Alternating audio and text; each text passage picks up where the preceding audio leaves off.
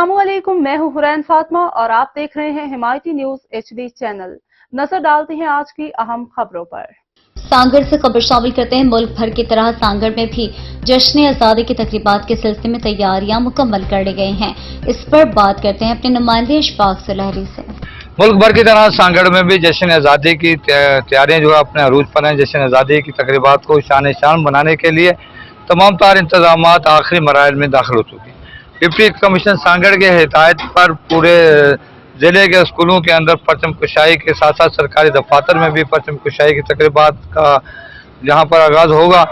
उससे कबल 13 अगस्त को पूरे स्कूल ज़िले के जो स्कूल के बच्चे हैं जो हैं वो यौम आज़ादी की मुनासबत से डिस्ट्रिक्ट काउंसिल हॉल में एक प्रोग्राम ऑर्गेनाइज किया जा रहा है, जिसके chief guest deputy commissioner Sanghar doctor Imran Khan Khawaja, Imamuddin Shaukeen और SSP सांगड़ मौलाना नबी शेख होंगे। दूसरी जानिब सांगड़ के अंदर जश्न आज़ादी की तकरीबात को जहाँ पर उसको देखते हुए सांगड़ के अंदर मीना बाजार का भी एहतमाम किया गया है, जिसमें बड़ी तादाद में ख़वातीन शिरकत करेंगी। बच्चों के लिए यहाँ पर झूलों का भी एहतमाम किया गया है।